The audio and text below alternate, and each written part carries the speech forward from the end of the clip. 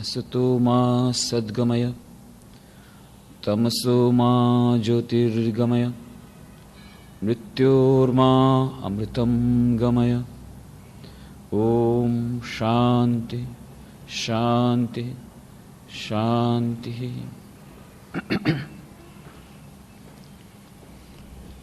एकाग्रता અને ધ્યાન એ વિષય પર આપણે આ પહેલાં 32 ચર્ચાઓ કરી અને એમાં આપણે જોયું કે એકાગ્રતા અને ધ્યાનનું આપણા દૈનંદિન જીવન તેમજ આધ્યાત્મિક જીવન માટે શું મહત્ત્વ છે, ધ્યાનના વિભિન્ન પ્રકારો જોયા, એકાગ્રતા કેળવવાના ઉપાયો, એકાગ્રતા અને ધ્યાનના બાધક તત્વો, બાધક પરિબળો, એકાગ્રતા અને પ્રાણાયામ, એકાગ્રતા અને ધ્યાન, એકાગ્રતા અને પ્રાર્થના, એકાગ્રતા અને જપ, આ બધું એકબીજાથી કેવી રીતે પરિપૂરક છે એ બધાની ચર્ચા પણ આપણે કરી.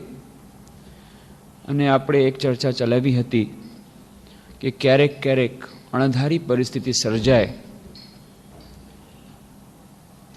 વ્યક્તિગત જીવનમાં અથવા સામાજિક અથવા રાષ્ટ્રીય ક્ષેત્રે, અણધારી ઘટનાઓ ઘટે અને મન અત્યંત વ્યાકુળ હોય અને જ્યારે ધ્યાનમાં મન ન ચોંટતું હોય ત્યારે શું કરવું.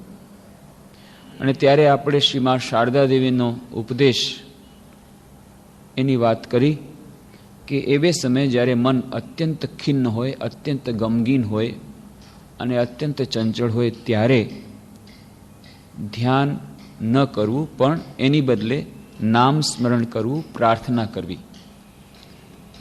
અને સાથે સાથે આ પરિસ્થિતિમાંથી, આ માનસિક પરિસ્થિતિમાંથી જેટલું બની શકે એટલું વહેલું બહાર નીકળવાનો પણ પ્રયત્ન કરવો. અને એ માટે આપણે ચર્ચા કરી હતી કે અનાસક્તિ કેળવવાનો પ્રયત્ન અને આ બાહ્ય ઘટનાઓ, જે ઘટમાળાઓ ચાલી રહી છે એનાથી પોતાને અલિપ્ત કરવાનો પ્રયાસ કરવો. અને એ માટેના વિભિન્ન ઉપાયોની વાત કરી. ગીતામાં ભગવાન શ્રી કૃષ્ણ કેવી રીતે સૂચવે છે, શ્રી કૃષ્ણનું પોતાનું ઉદાહરણ જોયું, રામકૃષ્ણ શારદા દેવીનું ઉદાહરણ જોયું. અને આપણે કહ્યું હતું કે બે રીતે આપણે એને જોઈ શકીએ. એક તો છે જ્ઞાનીનો ભાવ. જ્ઞાનીને માટે બ્રહ્મ સત્ય, જગત મિથ્યા.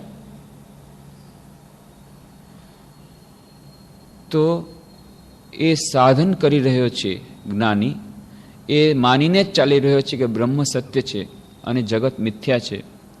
તો આ જેટલી ઘટમાળાઓ ચાલી રહી છે એ પણ એ મિથ્યા જ છે. આ બ્રહ્મ સત્ય જગત મિથ્યા, મિથ્યા કયા અર્થમાં? વેદાંતવાદીઓ, વિભિન્ન પ્રકારના વેદાંતવાદીઓ વિભિન્ન રૂપે એનું ઇન્ટરપ્રિટેશન કરે છે,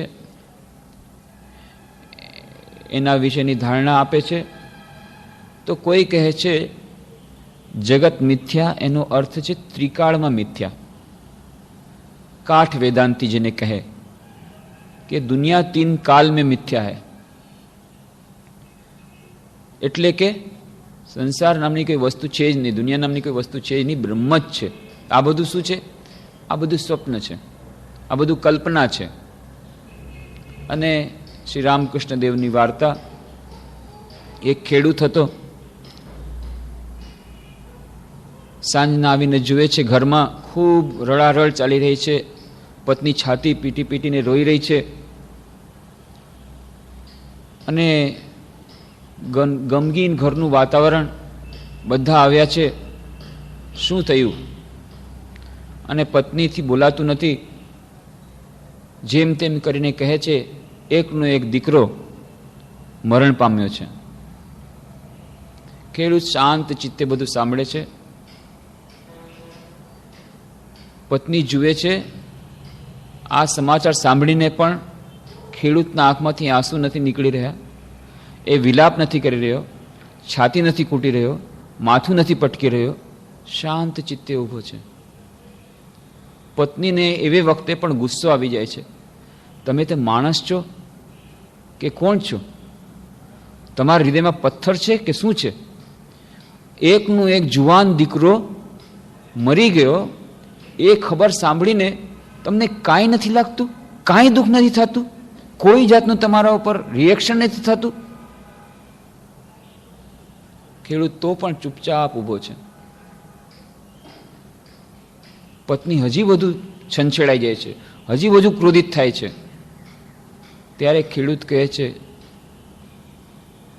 હું વિચાર કરું છું કે રડવું તો ખરો, પણ કોના માટે રડવું?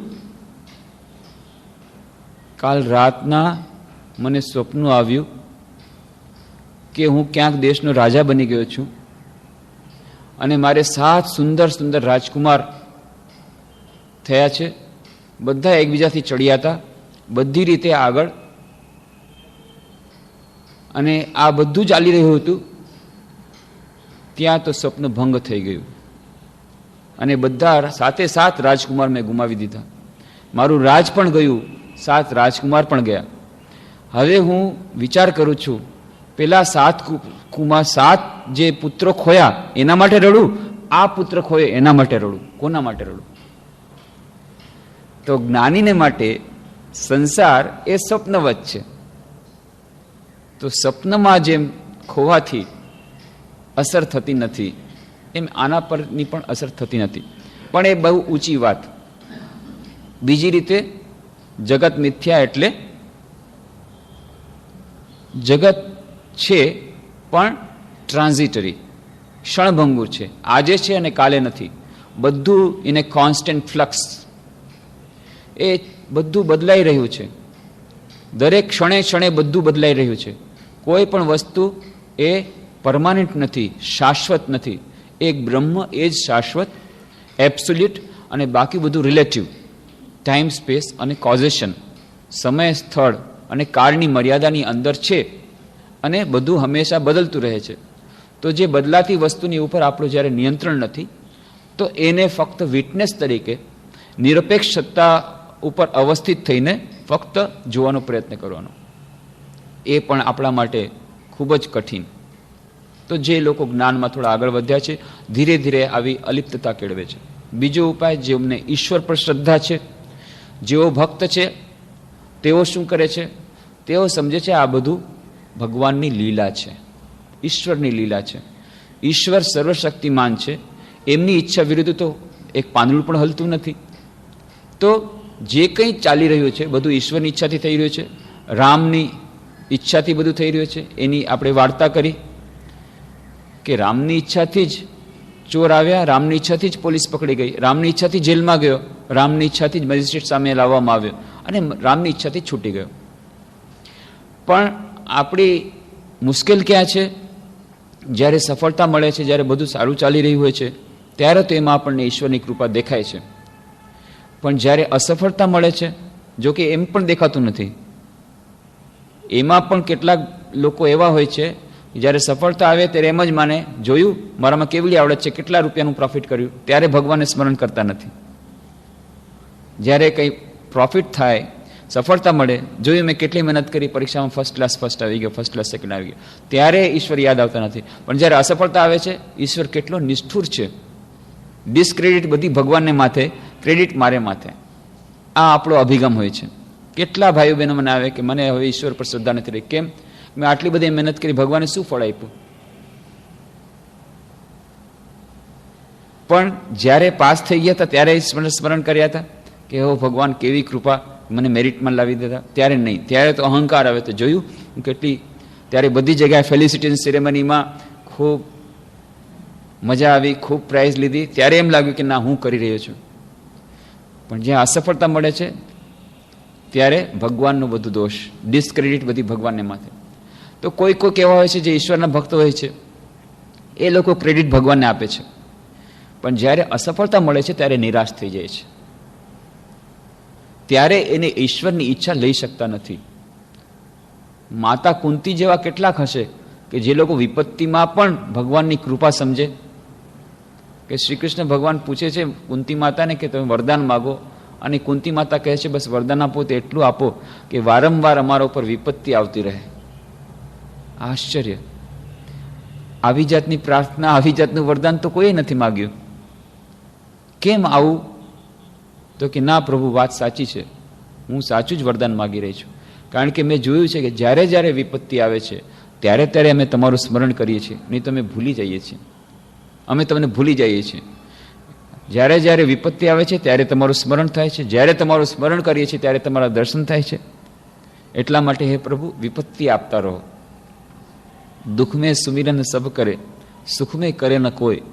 જો સુખ મેં સુમિરન કરે તો દુઃખ કાહે કો હોય.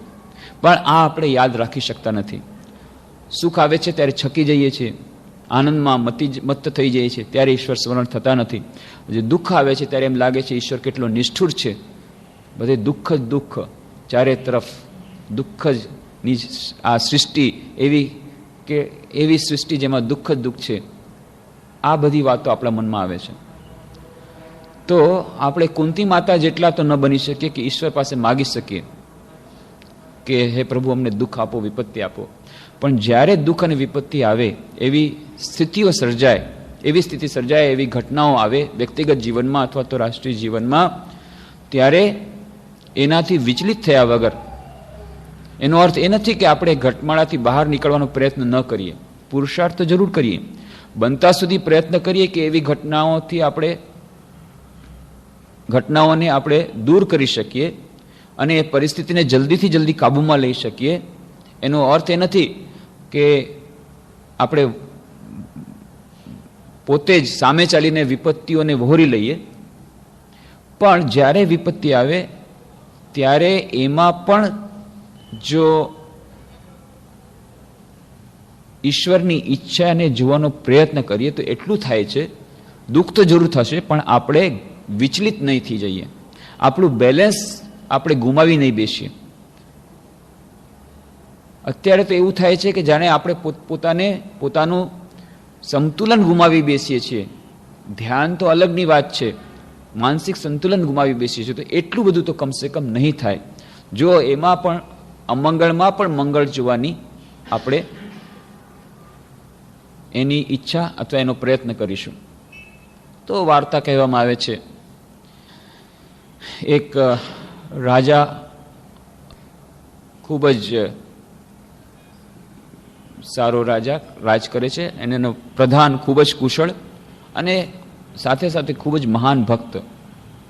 અને પ્રધાન એટલો મહાન ભક્ત કે એ પણ પેલા રામની ઈચ્છા જેવો જ હંમેશા એમ જ વિચાર કરે કે બધું ઈશ્વરની ઈચ્છાથી થાય છે અને જે કંઈ ઈશ્વર કરે છે આપણા મંગળ માટે કરે છે. અને એક દિવસે રાજાની આંગળી કપાઈ ગઈ. આંગળી કપાઈ ગઈ તો પ્રધાનથી બોલી જવાયું, ભગવાન જે કરે છે આપણા મંગળ માટે જ કરે છે. બસ રાજાનો પિત્તો ખોઈ ગયો, ખૂબ ક્રોધિત થઈ ગયો. મારી આંગળી કપાઈ ગઈ છે, હું અહીંયા અત્યારે દુઃખી થઈ રહ્યો છું અને કહે છે આ મંગળમય થયું છે, ઈશ્વર બધું મંગળ માટે કરે છે, નાખો એને જેલમાં નાખી દીધો. ખૂબ જ એને પ્રિય પ્રધાન હતો. પણ આવે વખતે જ્યારે કષ્ટ થાય ત્યારે બધા ઉપર જ ગુસ્સો આવે, ઈશ્વર ઉપર પણ ગુસ્સો આવે. તો કે તારા ઈશ્વર જોઈ લીધા, આવું અમંગળ કરે છે, નથી જોતા, નાખી દીધો જેલમાં. થોડા દિવસો પછી રાજા શિકાર કરવા નીકળ્યો અને બધાની સાથે સાથે જાય છે, પણ એ એકલા નીકળી જાય છે, સાથીઓ પાછળ છૂટી જાય છે, જંગલમાં રસ્તો ભટકી જાય છે. રાતના એક ઝાડ નીચે વિશ્રામ કરી રહ્યો છે. અચાનક 4 ડાકુ આવ્યા. આખું એની કહે, આહા, વાહ વાહ, માની કેવી કૃપા થઈ ગઈ, જય મહાકાલી. એકદમ 32 લક્ષણો પુરુષ મળી ગયો, બધાએ 32 લક્ષણ મળી રહ્યા છે.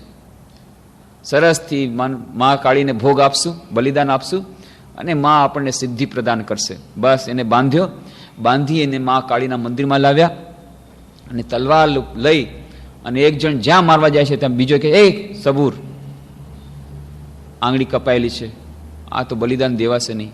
અરે બધું કર્યું ધૂળમાં મળી ગયું. આટલો સરસ 32 લક્ષણો પુરુષ મળ્યો હતો પણ ક્ષત શરીર, તો બલિદાન દેવાય નહીં. તો પછી હવે શું કરશું? જાઓ, છોડી મૂકો. છોડી મૂક્યો. રાજા આવ્યો, વિચાર કર્યો, વાહ, પ્રધાને સાચું કહ્યું હતું. આજે જો આંગળી ન કપાયેલી હોત તો આખું માથું કપાઈ જાત. તો બરાબર મારું મંગળ જ કર્યું હતું. આ તો મેં ખોટું કર્યું. જઈને તરત જ પ્રધાનને મુક્ત કર્યો અને માફી માગી, ભાઈ મને માફ કરજે.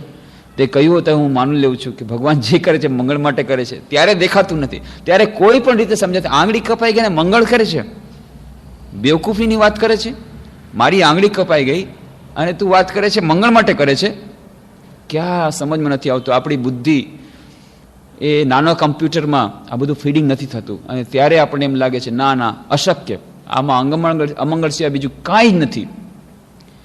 કે છે પ્રધાનને માફી માગે છે, ભાઈ મને માફ કરજે, પણ હજી મને તારા ભગવાનની લીલા સમજાતી નથી. કેમ કે મારી આંગળી કપાઈ ગઈ એ તો જાણે મારા મંગળ માટે થયું, એ હવે હું સમજુ છું, પણ જ્યારે તને જેલમાં નાખ્યો ત્યારે પણ તે કીધું ભગવાન જે કંઈ કરે છે મંગળ માટે કરે છે એ મને સમજાતું નથી. કારણ કે તું આટલો સરસ હંમેશા ભગવાનનો ભક્ત, તને ભગવાને આટલી બધી દુઃખ શું કરવા આપવું જોઈએ, તને જેલ ખોટે ખોટું કરાવી. તો કે રાજા ખોટું કાંઈ નથી, ભગવાન મંગળમય જ છે. તમે વિચાર કરો કે આપણે જ્યારે શિકાર કરવા જતા ત્યારે બંને સાથે જ જતા અને તે દિવસે રાતના પણ આપણે સાથે જ હોત અને જ્યારે તમને મૂકી દીધો તો મારું જ માથું કપાઈ જાત. મને બચાવો હતો એટલે મને જેલમાં નાખ્યો, તમારું માથું બચાવો એટલે તમારી આંગળી કાપી. એટલે ભગવાન દયામય જ છે, કરુણામય છે, મંગળમય જ છે. અમંગળમાં પણ મંગળ જોવાનો પ્રયત્ન જે સાચો ભક્ત હોય છે, આવી રીતે જ્યારે કઠિન પરિસ્થિતિ આવે છે ત્યારે એમાંથી પણ પોતાનું માનસિક સંતુલન જાળવવાનો પ્રયત્ન કરે છે. એક ભાઈ મોટા બિઝનેસમેન છે, જઈ રહ્યા છે, કોઈ દિવસ ઈશ્વરને સ્મરણ કરતા નથી, પણ આજે અચાનક ભગવાન યાદ આવી ગયા. કેમ? મોટો કોન્ટ્રાક્ટ છે, ક્યાંયથી એરની ટિકિટ મળતી નથી. હે ભગવાન, પ્લેનની ટિકિટ જો દેવડાવી દે તો બસ તને વિશેષ ભોગ દેવડાવીશ, વિશેષ તારા માટે ભોગ આપીશ. ખૂબ પ્રાર્થના કરી ભગવાનને, હૃદયપૂર્વક આંતરિકતાપૂર્વક પ્રાર્થના કરી કે ભગવાન મને પ્લેનની ટિકિટ દેવડાવી દે તો મારે 1 લાખનું નુકસાન થઈ જશે, કોન્ટ્રાક્ટ મારો લૂઝ થઈ જશે, બેંગ્લોર જવું છે. અને ઈચ્છા કરે છે કે ભગવાન જરૂર પ્રાર્થના સાંભળશે, આવીને હું 56 ભોગ ધરાવીશ. કાંઈ થયું નહીં, છેવટ સુધી પ્લેનની ટિકિટ મળી નહીં. અને પછી આવીને પોતાના મિત્રને કહે, જોયું તારા ભગવાન જોઈ લીધા. તારા ભગવાન ન તો ભગવાન નામની કાં તો વસ્તુ નથી, અને જો હોય તો એને ઈએનટી સ્પેશિયલિસ્ટ પાસે દેખાડવું પડશે, એને કાંઈ કાન બહેરા થઈ ગયા છે. મેં આટલી પ્રાર્થના કરી, કાંઈ એણે સાંભળ્યું નહીં, અને એ પણ નાનકડી પ્રાર્થના, એને તો કાંઈ ભાઈ મોટું મન નહોતું માગ્યું, પ્લેનની એક ટિકિટ માગી હતી, એ પણ એને નથી અપાઈ શકે. કાં તો એને અપાવવાની શક્તિ નથી, સામર્થ્ય નથી, કાં તો એકદમ શક્તિહીન સામર્થ્યહીન, તો એવા ભગવાનની મને મતલબ નથી, અને કાં પછી એ છે જ નહીં, અને જો હોય તોય એના કાન બહેરા છે, એને પહેલાં ઇન્ટી સ્પેશિયલિસ્ટ પાસે એને દેખાડો. હજી આ વાત કરી રહ્યા છે ત્યાં ન્યૂઝ આવ્યા, પ્લેનનું એક્સિડન્ટ થઈ ગયું, બધા ખતમ થઈ ગયા છે, કોઈ બચ્યું નથી. હે ભગવાન દયામય, વાહ વાહ, બચાવી દીધા. અત્યારે જો તે ટિકિટ આપી દીધી હોત તો ત્યારે હું જીવન ન રહ્યું હોત મારું, એ 1 લાખ ગયા, કાંઈ વાંધો નહીં, ભગવાન તારા દયામય છે, કરુણામય છે. ત્યારે જ્યારે આ બધી ઘટનાઓ ઘટે છે ત્યાર પૂરતું આપણા નાનકડા કોમ્પ્યુટરમાં ફીડિંગ થતું નથી. જે રામકૃષ્ણદેવની નાનકડી વાત, સાધારણ વાત, 1 શેરના લોટામાં 4 શેર દૂધ ન આવે. આપણી આવડી નાનકડી બુદ્ધિ અને સમસ્ત વિશ્વ, સમસ્ત બ્રહ્માંડ, એ બધાના અધિપતિ આ ટાઈમ સ્પેસ કોઝેશનની બિયોન્ડ જે એબ્સોલ્યુટ છે એની ક્રિયાકલાપો ઉપર આપણે અત્યારે જજમેન્ટ કરી રહ્યા છીએ કે બરાબર કામ કરે છે કે નહીં, કેમ એણે આવી જાતની સૃષ્ટિ કરી, કેમ એણે આ દુઃખ નામની એ ઉત્પન્ન કર્યું, આ બધું આપણે કરવાનો પ્રયત્ન કરીએ છીએ. તો એને સમજાવવા માટે થોડાક ઉદાહરણ જ આપી શકાય કે આ સંસારમાં પરફેક્ટ જેવું કંઈ નથી, પણ એ ઇમ્પરફેક્ટ વર્લ્ડ એણે શું કરવાનું નક્કી કર્યું, કેમ આ દુઃખમય સૃષ્ટિની ઉત્પત્તિ કરી, એ પ્રશ્નનો જવાબ કોણ આપશે? એટલે રામકૃષ્ણના એક ભક્ત હતા, એમને પૂછવામાં આવ્યું કે ભાઈ યાર, આ જે સૃષ્ટિ તમે કહો છો, સૃષ્ટિ પોતે જ દુઃખમય છે, એનો નેચર જ એવો છે, ઇમ્પરફેક્ટ છે. આ ઇમ્પરફેક્ટ વર્લ્ડમાં પરફેક્શનની આશા કરવી એ જ મોટી મૂર્ખતા છે. તો આવું ઇમ્પરફેક્ટ વર્લ્ડ એમણે કેમ નક્કી કર્યું, કેમ આવી સૃષ્ટિ ઉત્પન્ન કરી? તો એણે બહુ સરસ જવાબ આપ્યો કે ભાઈ જો જે દિવસે આ મિટિંગમાં નક્કી કરવામાં આવ્યું એ મિટિંગમાં હું ગેરહાજર હતો, હું કેવી રીતે જવાબ આપું? ભગવાને જે દિવસે આ મિટિંગ બોલાવી અને મિટિંગમાં નક્કી કરવામાં આવ્યું કે આવી જાતની આપણી સૃષ્ટિ ઉત્પન્ન કરવાની છે, મિટિંગમાં હું ગેરહાજર હતો, એટલે મને ખબર નથી આ ડિસિઝન કેવી રીતે લેવાયું છે. તો આપણે પાસે એ મિટિંગની કોઈ વાત આપણી પાસે નથી, એ મિટિંગમાં આપણે ગેરહાજર હતા. એટલે આ જે બિયોન્ડ ટાઈમ સ્પેસ કોઝેશન, જે માયાધિપતિ, માયામાં રહીને માયાધિપતિની બધી વાતો જાણવી એ ત્યાં સુધી શક્ય નથી જ્યાં સુધી આપણે ટાઈમ સ્પેસ કોઝેશન આ માયાના ઘેરામાં છીએ. અને જ્યારે માયાના ઘેરામાંથી નીકળી ગયા પછી આ જાણવાની કોઈ પરવા કરતું નથી. તો અત્યાર પૂરતું તો આપણે એમ જ માનવું પડે કે આ વાત આપણાથી સમજાય નથી. ઇમ્પરફેક્ટ વર્લ્ડમાં પરફેક્શન તો આવી જ નહીં શકે.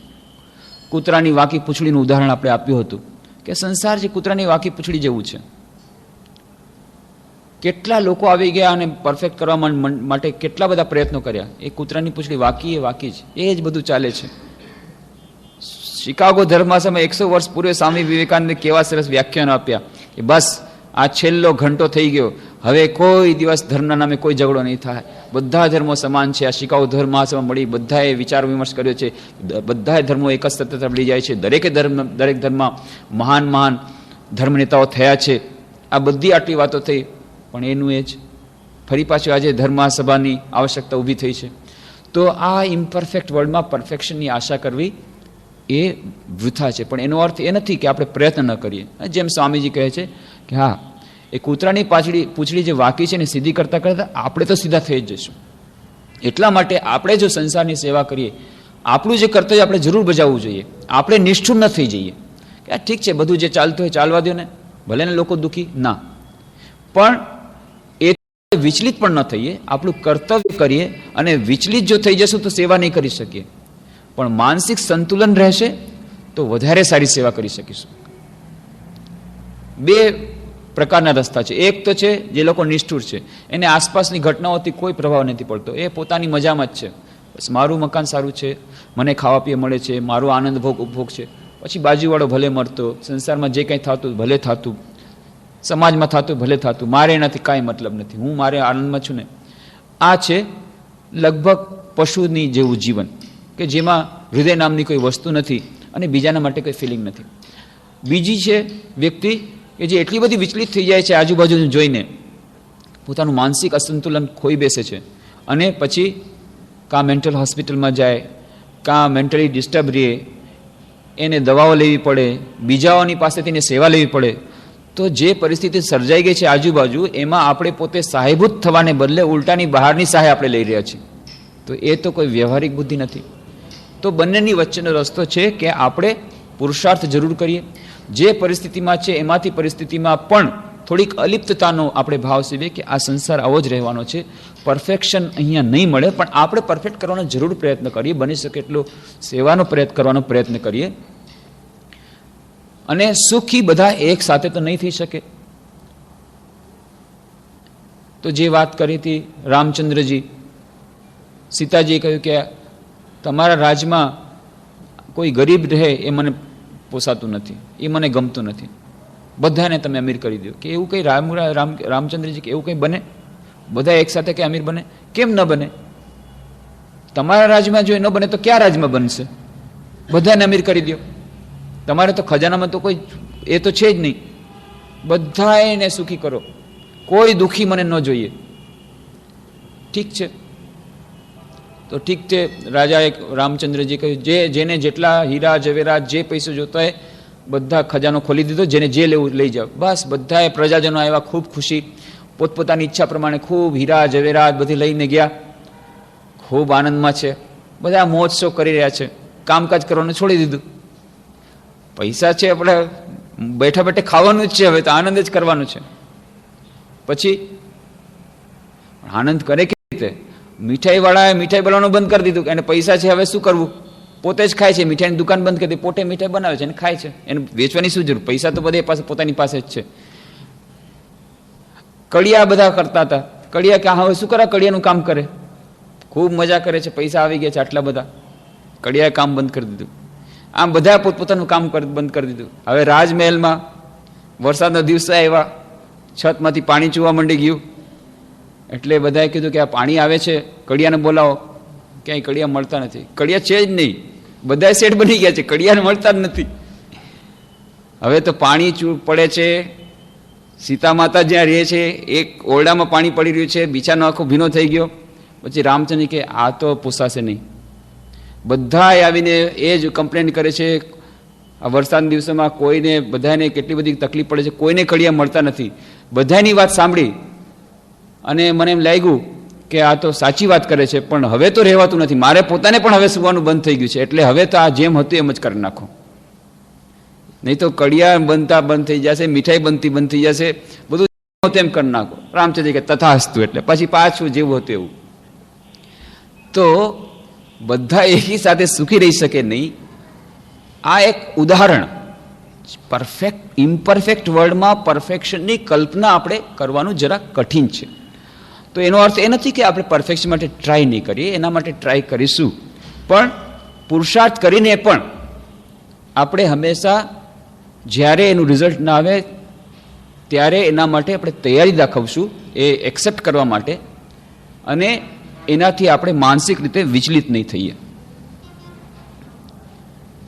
પૂજ્ય વીરેશ્વરાનંદજી મહારાજ રામકૃષ્ણ મઠ મિશનના 10મા પરમાધ્યક્ષ. તો 93 વર્ષની ઉંમરે તેમણે શરીર છોડ્યું.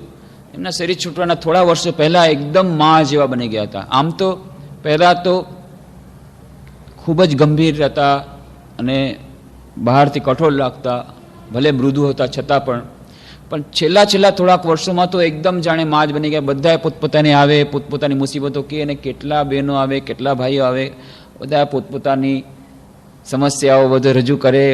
મહારાજ બધું શાંતિથી સાંભળે, દિલાસો આપે. પહેલાં તો સ્ટ્રિક્ટ હતા, નહીં, ઈશ્વર સિવાય બીજી કોઈ વાત નહીં કરવાની, સાધુ પાસે જવાની. પણ પછી તો બસ લિબરલ, જેને જે વાત કરવી હોય એના માટે એને સુખ દુઃખમાં સહાયરૂપ થાય, જેટલું બની શકે એટલું પ્રયત્ન કરે, દિલાસો આપે, અને બધી જાતની સમસ્યાઓ, કેવી જાતની સમસ્યાઓ લઈને આવે. તો એક કપલ આવ્યું, એ ધણી અને ધણિયાણી બંને આવીને એમણે વાત કરી કે આવી રીતે એમની દીકરી, એના લગ્ન ફિક્સ થયા છે અને એન્ગેજમેન્ટ કરવાનું છે. તો મહારાજે કંઈ એપ્રુવલ ના આપ્યું, કંઈ એટલી બધી ખુશી ન બતાવી.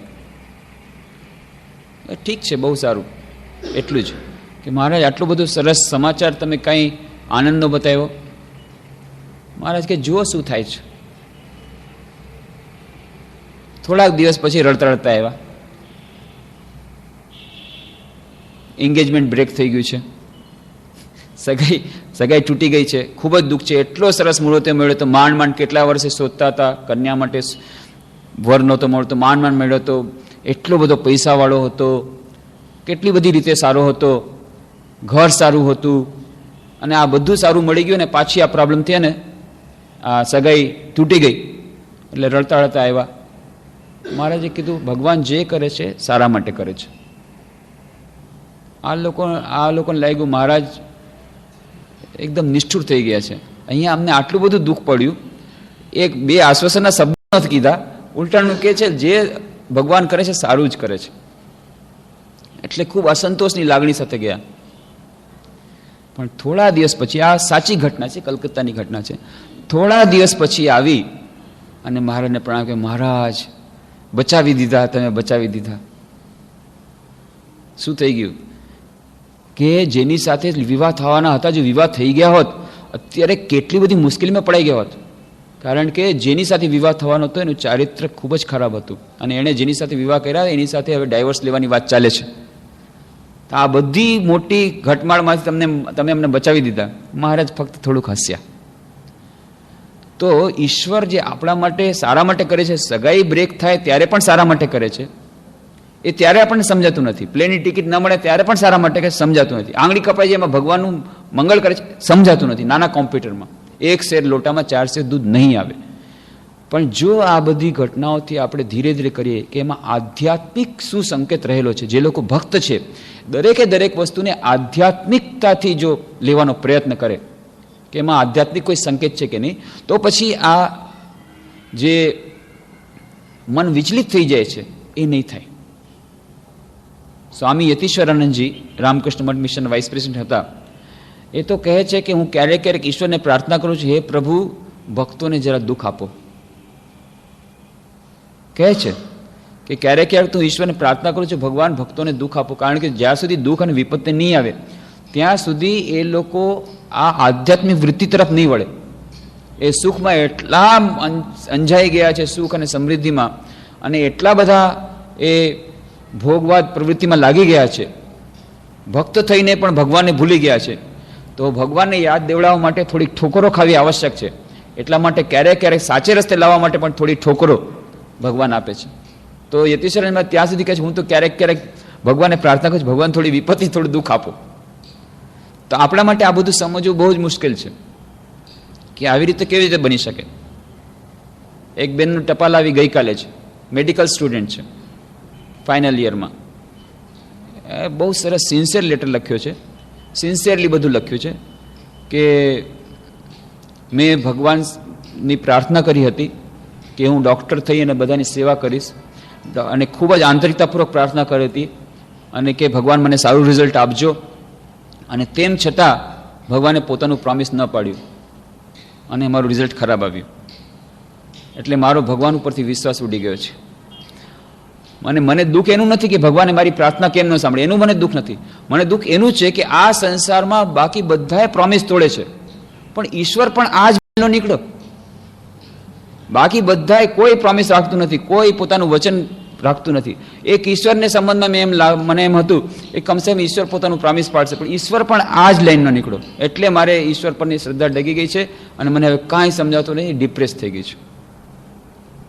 પરીક્ષામાં ખબર નંબર એની મને એટલું બધું દુઃખ નથી, પણ ઈશ્વર જેવો ઈશ્વર પણ આવો નીકળ્યો એના માટે મને દુઃખ છે. ખૂબ સિન્સિયરલી લખ્યું છે, સારું છે, પણ એની વિચારસરણીમાં થોડીક ડિફેક્ટ છે.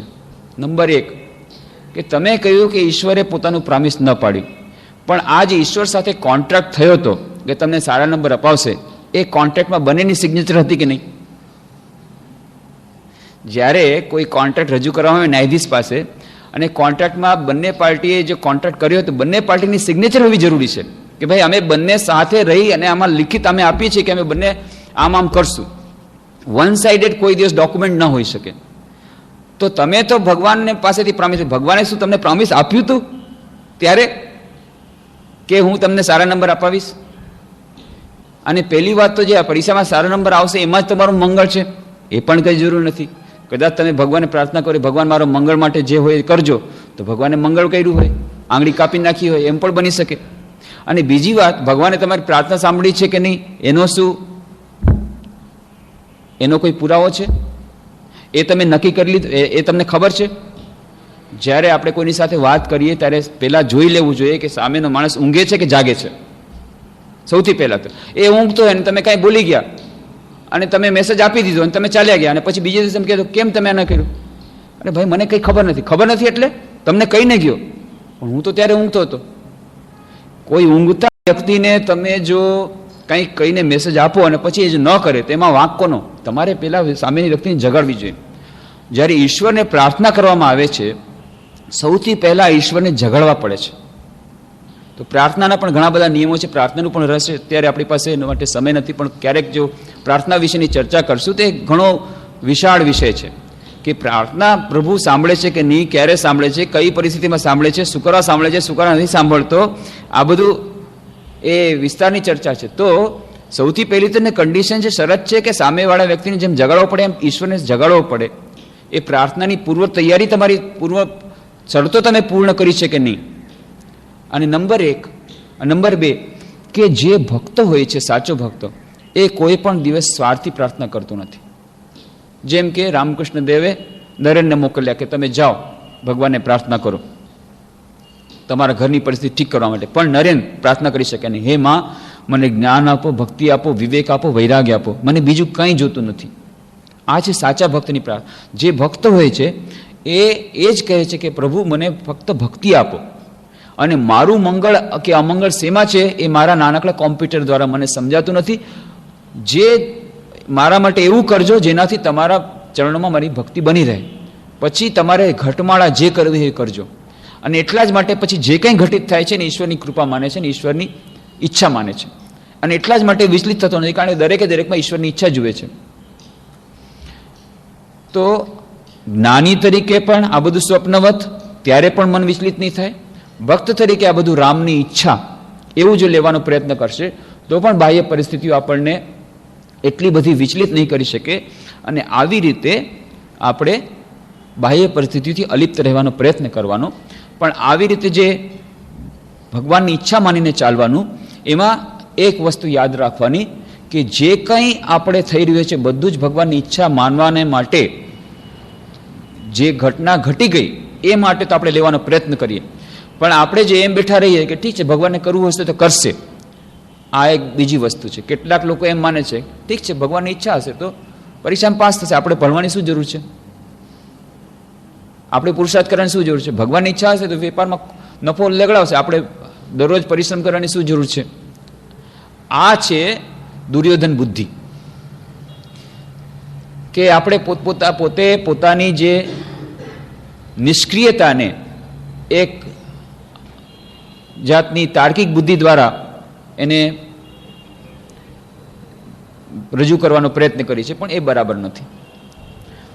તો ક્યાં સુધી પુરુષાર્થ કરવો પડશે, જ્યાં સુધી આપણને ખરેખર હૃદયમાં એવું નથી થઈ જતું કે આ સંસારમાં પાંદડું પણ હલતું નથી ઈશ્વરની ઈચ્છા વગર. ખરેખર એવી જો થઈ જાય, અને જો એવી સ્થિતિ થાય તો શું થાય, કોની થાય, કે જેને ખરેખર ભગવાનમાં એટલી બધી ભક્તિ આવી ગઈ છે કે દિવસ રાત એનું ચિંતન ચાલે છે. આ છે એની શરત.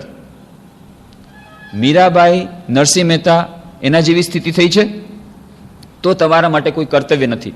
ત્યાં સુધી કર્તવ્ય કર્મ કરવું પડશે, પોતાનો પુરુષાર્થ કરવો પડશે, બની શકે એટલો પૂર્ણ પુરુષાર્થ કરીને છેવટે ભગવાન ઉપર છોડી દેવાનું કે ભગવાન તારે જે કરવું એ કરો.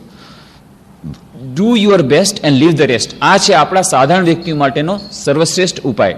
Do your best and leave the rest. આપણે પોતાનું જેટલો બની શકે એટલો વધારેમાં વધારે પ્રયત્ન કરશું, અને પછી જે કંઈ રિઝલ્ટ હશે એ આપણા મંગળ માટે છે એમ માનીને એને સ્વીકાર કરશું. પણ પુરુષાર્થ કર્યા વગર જે કંઈ રિઝલ્ટ મળે છે એને એવી રીતે સ્વીકાર કરવો એ આપણે પોતે પોતાની જાતને છેતરવા જેવું લાગશે, છેતરવા જેવું ગણાશે. પણ જે લોકો સાચા ભક્ત છે, હા, એના માટે કોઈ કર્તવ્ય કર્મ નથી. મીરાબાઈ, નરસિંહ મહેતા જેવી હાલત થઈ ગઈ છે તો ગીતામાં ભગવાન કહે છે અનન્યાશ્ચિંતયંતો મામ યે જનાઃ પર્યુપાસતે તેષામ નિત્યાભિયુક્તાનામ યોગક્ષેમમ વહામ્યહમ. જે લોકો સતત મારું કીર્તન કરે છે, સતત મારું ચિંતન કરે છે, સતત મારું નામ સ્મરણ કરે છે, સતત મારું ધ્યાન કરે છે, સતત, અને એ જે મારી સાથે હંમેશા આવી રીતે નિયુક્ત છે એમને માટે પછી કર્તવ્ય નથી. કેમ?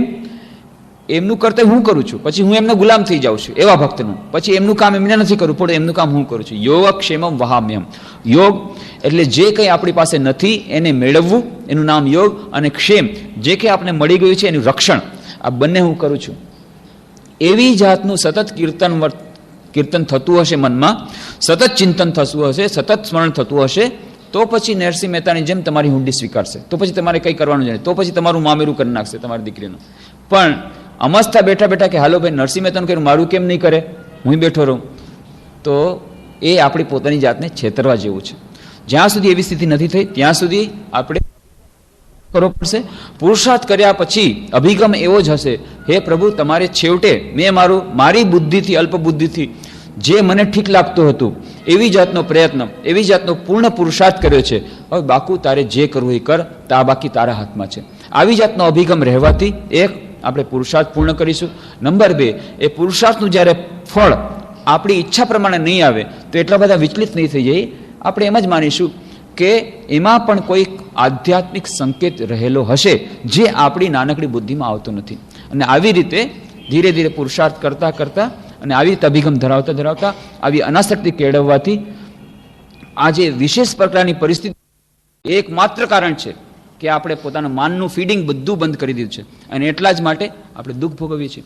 તો એટલા જ માટે કહે છે આપણા મહાપુરુષો, ગમે તે રીતે મનની સ્વસ્થતા જાળવવી પડશે, અને જાળવવા માટે જ્યારે અસાધારણ સ્થિતિ નહીં હોય ત્યારે અપવાદરૂપ તમે ભલે ધ્યાન ડ્રોપ કરી દો, પણ ત્યારે પ્રાર્થનાનું નામ સ્મરણ તો હોવા જ જોઈએ.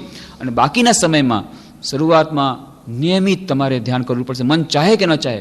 કારણ કે મનનો સ્વભાવ જ છે પહેલાં તો ના જ પાડશે, ઘણી જાતના બહાના કરશે, ત્યાં સુધી કે તમારા સબકોન્શિયસ માઇન્ડ તમારા વિભિન્ન ઉપાયો રચશે. સવારના પોરમાં તમને માથું દુખાડી દેશે કે જેથી તમે સવારના ન જ ઉઠી શકો, તમને સમજાવી દેશે કે સવારના ઉઠવાથી, બ્રાહ્મ મુહૂર્તના ઉઠવાથી કોઈ ફાયદો નથી, નુકસાન જ નુકસાન છે.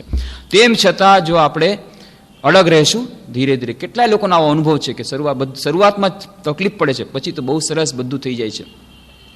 એક બેન અહીંયા જ્યારે પ્રેસિડેન્ટ મહારાજ આવ્યા હતા, પૂજનીય પ્રેસિડેન્ટ મહારાજ, એક બેન આવ્યા, student, young student, girl student, બેન આવ્યા અને મને કે મારે મંત્ર દીક્ષા લેવી છે.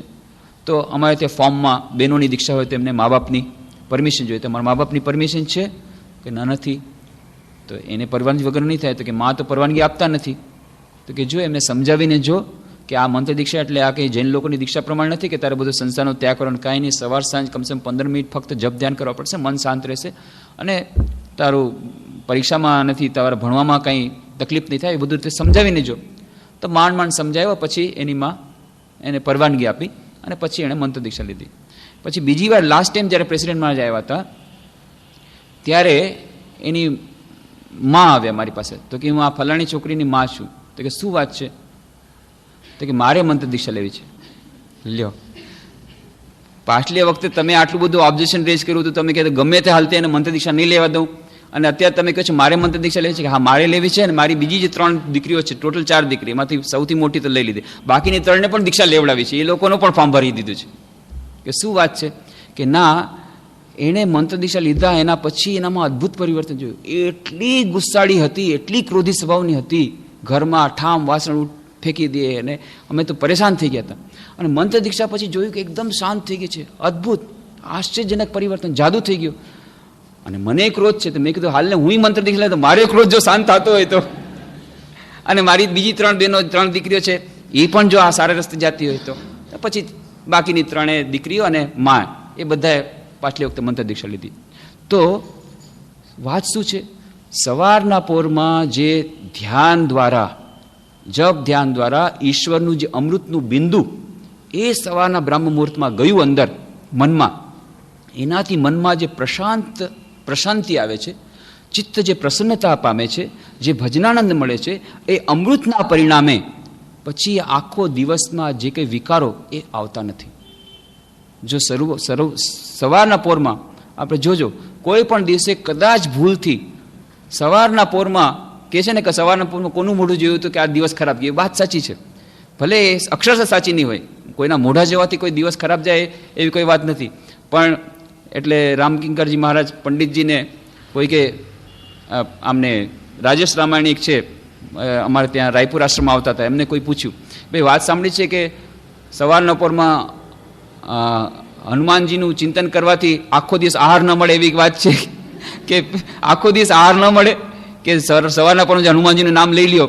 કારણ કે હનુમાનજી પોતે કે છે, જ્યારે વિભીષણને સમજાવે છે, વિભીષણ કહે છે મારો તો આ રાક્ષસ દેહ છે, મને શું રામચંદ્રજી મળશે? અરે તમને શું વાત છે, મારો જો ને વાનર દેહ છે, ચંચળ એવો વાનર કે જેનું સવારમાં નામ લે તો એને આખો દિવસ આહાર ન મળે, એવો હું વાનર, મને રામચંદ્રજી સ્વીકારે, તને નહીં સ્વીકારે? તો આ વાત વાંચીને કોઈ કંઈ પૂછ્યું પંડિતજીને કે ભાઈ આ વાત શું સાચી છે કે સવારના પોરમાં જો હનુમાનજીનું નામ લઈએ તો આહાર નહીં મળે? તો કે તમે એક્સપેરિમેન્ટ કરીને જોઈ લો ને શું થાય છે, શું નહીં મળે છે કે નહીં આહાર. તો સવારના પોરમાં મોઢું જોવાથી જે મારો દિવસ બગડ્યો, એમાં ભલે પૂર્ણતઃ સત્યતા નહીં, પણ એક સત્યતા એ છે કે સવારના તમે કેવી રીતે બિગનિંગ કરી એના ઉપર આખા દિવસનો આધાર ખરેખર ઘણો આધાર રાખે છે. અને એટલા જ માટે સવારના પોરમાં જો આપણે સારો ભગવાનનું ચિંતન કરી લઈએ બ્રાહ્મ મુહૂર્તમાં, અને ધ્યાન દ્વારા, જપ દ્વારા, નામ સ્મરણ દ્વારા શરૂઆતમાં સવારના પોરમાં જ જો ઈશ્વરનું અમૃત, એ ભજનાનંદનું થોડોક છાંટા આપણા ચિત્તમાં આવી ગયા, એની પ્રશાંતિથી પછી આખા દિવસમાં જે ચીડચીડીઓ આવી જાય છે, ક્યારેક ક્યારેક આપણે રિએક્શન આવી જાય છે, નથી આપણે રોકી શકતા, અને ટેન્શન થઈ જાય છે, ચિંતા આવી જાય છે, કેટલી જાતની વસ્તુ જે આપણે ન ચાહીએ એવી થઈ જાય છે, માનસિક કેવી જાતની ચિંતાઓ આવી જાય, આ બધું આપણને એનાથી આપણને છુટકારો મળી જશે જો સવારના પોરમાં અમૃતનું બિંદુ મળી જશે. એના માટે જો સવારના પોરમાં ધ્યાન માટે મહાપુરુષો, અમારા રામકૃષ્ણ મઠ મિશન સંન્યાસીઓ બહુ સરસ વાત કહેતા. એક વાત કરી લ્યો કે સવારના પોરમાં ઉઠીને તમારા ઈષ્ટ દેવતાનો ફોટો જોઈ લો. રામકૃષ્ણ દેવ તમારા ઈષ્ટ દેવતા છે, ઉઠીને તરત જ પેલા ઈષ્ટ દેવતાનો ફોટો જોઈ લેવો, લાઇટ કરી અને તરત જ સામે ફોટો આવે એવી રીતને કરી લેવાનું. અને એ શરૂઆતમાં થોડીક ક્ષણો સુધી ફોટોનો જોઈ લેવાથી મનમાં એની છાપ પડી ગઈ. એના પછી તમે ધ્યાન કરો અને એનાથી ઘણો પ્રભાવ પડે છે.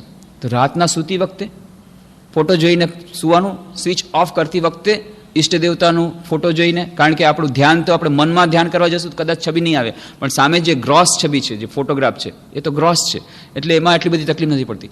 લાઇટ ઓફ કરતી વખતે ભગવાનની ફોટો જોઈ લીધો, લાઇટ ઓન કરતી વખતે સવારના ફોટો જોઈ લીધો. આનાથી ઘણો પ્રભાવ પડે છે, ઘણું અંતર પડે છે. કેટલાય લોકોનો આવો અનુભવ છે કે આવી રીતે શરૂઆતમાં સવારના પોરમાં જવું થાય તો ઘણો ફરક પડે છે. એટલા જ માટે રામકૃષ્ણદેવના અંતરંગ શિષ્ય હતા સ્વામી અદ્ભુતાનંદજી મહારાજ, લાટુ મહારાજ, એમણે નિયમ કર્યો સવારમાં પહેલા ઠાકુરના મોઢું જવું કે બીજા કોઈનું મોઢું જશે મારો દિવસ બગડી જશે. એટલે સવારના પરમાં ઉઠીને આંખ બંધ, આંખે પાટા રાખી દે આવી રીતે. ઠાકુર તમે ક્યાં છો? એટલે રામકૃષ્ણદેવ જવાબ આપે કે હું અહીંયા છું. પછી ત્યાં જઈને આમ આંખો બંધ કરવા જાય, એને અડે, હા અહીંયા છું, પછી આંખ ખોલે, પછી એમને રામકૃષ્ણદેવના દર્શન થયા. એના પછી બીજા બધાને જુએ. તો એટલા સરળ બુદ્ધિના હતા, પણ આવી રીતે એમણે નિયમ કર્યો હતો કે શરૂઆતમાં જોવાનું, પહેલા આંખ ખોલે જ નહીં. ઠાકુર તમે ક્યાં છો? હું અહીંયા છું. અચ્છા, પછી આંખ ખોલે કે શરૂઆત કે ઉઠીને તરત જ પહેલાં ભગવાનના દર્શન, પછી બાકી બધાના દર્શન. તો આ જે સાધારણ નિયમો ઘણા ઉપયોગી થાય છે આપણા દૈનંદિન જીવનમાં. આપણા જીવનની કેટલી બધી સમસ્યાઓ, કામ, ક્રોધ, લોભ, મોહ, ઈર્ષા, આટલા બધા માનસિક રોગો, પણ આ દૈનંદિન થોડુંક આ ધ્યાનનું, જપનું, સદગ્રંથોનું વાંચન, એનું અમૃત મળતું રહેવાથી સબકોન્શિયસ માઇન્ડમાં ધીરે ધીરે પરિવર્તન આવે છે. આપણું શરીર સ્વસ્થ થાય છે, એની સાથે સાથે મન પણ સ્વસ્થ થાય છે. અને શરૂઆત સવારના પોરમાં જે અમૃતનું બિંદુ લેવાથી આખા દિવસમાં આપણે ઘણી બધી સમસ્યાઓથી મુક્ત થઈ શકીશું. તો આ વિશેની બધી ચર્ચાઓ આપણે આવતા શનિવારે કરવાનો પ્રયત્ન કરીશું. ઓમ શાંતિ શાંતિ.